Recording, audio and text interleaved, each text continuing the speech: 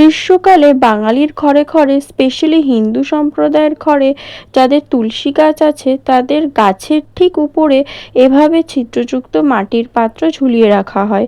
ওই পাত্রে থাকে গঙ্গা জল এবং ছিদ্রর মুখটা অবশ্যই থাকে গাছের দিকে। মূলত বৈশাখ মাসে শুধুমাত্র এই নিয়মটা পালন করা হয় এবং মনে করা হয় যে প্রচণ্ড গরম থেকে তুলসী দেবীকে রক্ষা করার এটা একটা উপায়। আর তুলসী যেহেতু কৃষ্ণের খুব প্রিয়, তাই এই নিয়ম পালন করলে নাকি কৃষ্ণ ঠাকুরও সন্তুষ্ট হন। আমার বাড়িতে তো এটা হয় দেখতেই পেলে। তো কাদের বাড়িতে এই নিয়মটা পালন করা হয় কমেন্টে জানিও আমায়। আর আজকের ব্লগটা যেহেতু কৃষ্ণ ঠাকুর সম্পর্কিত, তাই ভাবলাম এই ছোট্ট একটা নিয়মের কথা তোমাদের জানিয়ে ব্লগটা শুরু করি। তা বলো, গরমে সবাই কেমন আছো? আমি ওই কোনো রকমে আছি, মানে এই দাবদাহে যেমন থাকা যায় আর কি। এমনিও এই ওয়েদারে বাইরে না বেরোতে চাওয়াটাই স্বাভাবিক, কিন্তু সাধ্যের মধ্যে সব দিক দিয়ে আরামদায়ক কোনো জায়গার হদিশ যদি পাওয়া যায়, তাহলে কয়েকটা ঘন্টার জন্য তো টুক করে বেরিয়েই আসা যায়। এরকমই একটা জায়গা হলো দক্ষিণেশ্বরের খুব কাছে অবস্থিত স্বামী ধনঞ্জয় দাস কাঠিয়া বাবার আশ্রম, যেটা নির্মিত হয়েছে অনেকটা বৃন্দাবনের মন্দিরের আদলে। এখানে নিয়মিত পুজো এবং ধর্মীয় আলোচনা অনুষ্ঠিত হয় এবং বিশেষ তিথিগুলোতে ভক্তদের জন্য মহাপ্রসাদের আয়োজনও করা হয়। এই আশ্রম বা মন্দিরটি 2025 সালে নভেম্বরের লাস্ট উইকে তৈরি করা হয়। সারা আশ্রম জুড়ে, মানে এন্ট্রি থেকে শুরু করে এক্সিট পর্যন্ত, শুধুই শ্রীকৃষ্ণের বাস। মানে তার জন্মকাল থেকে শুরু করে বিভিন্ন সময়ের নানা লীলা খেলা খুব সুন্দরভাবে ফুটিয়ে তোলা হয়েছে নানা রকমের মূর্তির মাধ্যমে। আশ্রমটি ভাগীরথী নদী অর্থাৎ দেবী গঙ্গার পাশেই নির্মিত হয়েছে। আর সেই গঙ্গার দিকেই মুখ করে স্থাপিত হয়েছেন হনুমানজি, মহাদেব, গণেশ এবং দেবী দুর্গা। খুব একটা নতুন যেহেতু নয়, তাই অনেকেই হয়তো জানেন না, বা বলা ভালো প্রচারের আলোতে এখনো এই মন্দির সেভাবে আসেনি, তাই খুব একটা ভিড় এখানে তোমরা পাবে না। আর বেশ পরিষ্কার পরিচ্ছন্ন, খুব সুন্দর পুরো মন্দির চত্বরটা। উইকডেজে ফাঁকা থাকলেও যেটুকু ভিড় হয় বেসিক্যালি উইকেন্ডেই হয়। আমরা গেছিলাম উইকেন্ডে, তাই সেদিন ভিড় মোটামুটি ভালোই ছিল। আর আমরা প্রথমবার গেছিলাম, সো আমাদের তো বেশ ভালোই লাগছিল। আর এরকম একটা শান্তিপূর্ণ সুন্দর সাজানো গোছানো জায়গায় গেলে এমনিই ভাল লাগে। অনেকটা জায়গা জুড়ে এই মন্দিরটা, দেখার মতো অনেক কিছুই আছে। পুরোটা কভার করা তো পসিবল না, তাই আমি এন্ট্রি থেকে যতটা পেরেছি তোমাদের জন্য ভিডিও করেছি।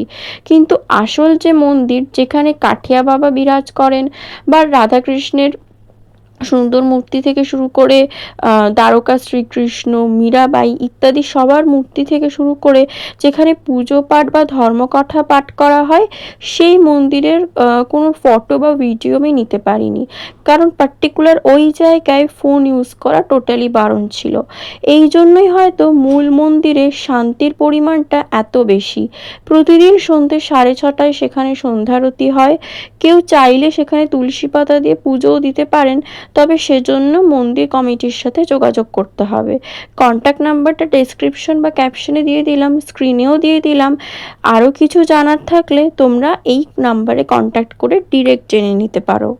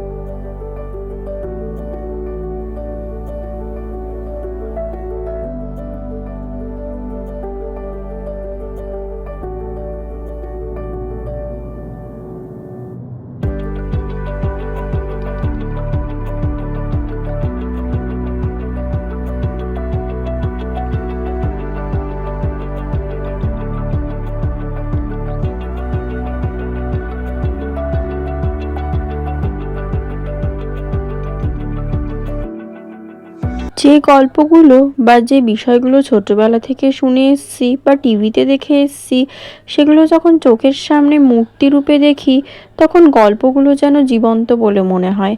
আর তখন সেগুলো ঘুরে ঘুরে দেখতে বেশ ভালোও লাগে।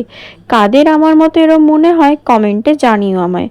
তো যেটা বলছিলাম, যে ছোটবেলা থেকেই আমি মাইথোলজি বা পৌরাণিক কোনো কাহিনী বা কোনো দেবদেবীর গল্প শুনতে খুব পছন্দ করতাম।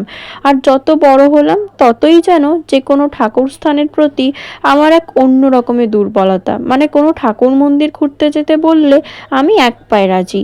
তো এত সুন্দর সুন্দর সব মূর্তিগুলো দেখতে আমার তো খুব ভালো লাগছিল।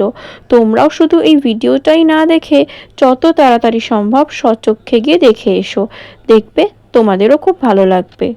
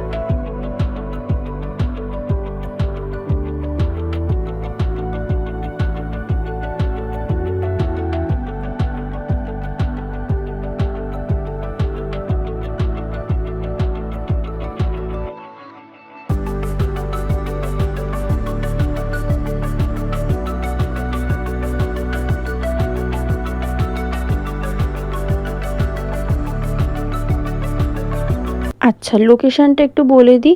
যেহেতু দক্ষিণেশ্বর মন্দিরের খুব কাছে এই মন্দিরটা, তাই তোমরা চাইলে মা ভবতারিণীকে দর্শন করে এখানে আসতেই পারো।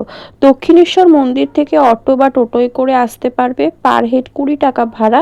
এছাড়া দক্ষিণেশ্বর মেট্রো স্টেশন থেকেও আসতে পারো অটো বা টোটোয় করে, পার হেড ওখান থেকে 10 টাকা।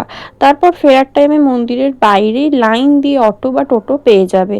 মূলত 7:30 বা কখনো 8টা অবধিও মন্দির খোলা থাকে, মানে 7:30টায় বন্ধ হয়, এইটা মাথায় রেখে কিন্তু তোমরা এখানে আসার প্ল্যান করো। সপরিবারে আসার জন্য কলকাতার একদম কাছে এরম একটা মন্দির বা আশ্রম কিন্তু বেশ ভালো একটা জায়গা।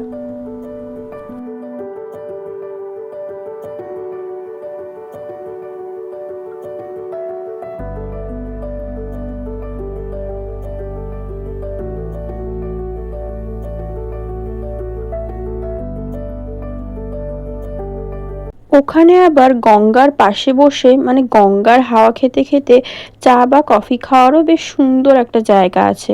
আশ্রমের ভিতরে ঢুকে গঙ্গার পাশে যেখানে মহাদেবের বিশাল মূর্তিটা আছে, যেটা তোমরা একটু আগে ভিডিওতে দেখলে, সেখানেই রয়েছে ছোট্ট একটা সুন্দর চায়ের দোকান। সেখানে বসে চা খেতে খেতেই ব্লগটা আমি এন্ড করলাম। কারা এখানে গেছো আর কারা যাওনি এখনো, এই জায়গাটা সম্পর্কে জানো না, তারা কিন্তু জলদি কমেন্টে বলো আমায়। এই মন্দির সম্পর্কে আরও কোনো তথ্য জানা থাকলে কারোর, তাও আমাকে অবশ্যই কমেন্টে জানাতে পারো। ব্লগটা এখানে শেষ করছি। সবাই সুস্থ থেকো, ভালো থেকো, আর এই গরমে কিন্তু খুব সাবধানে থেকো। খুব শিগগিরই আবার দেখা হবে নতুন কোনো ব্লগে।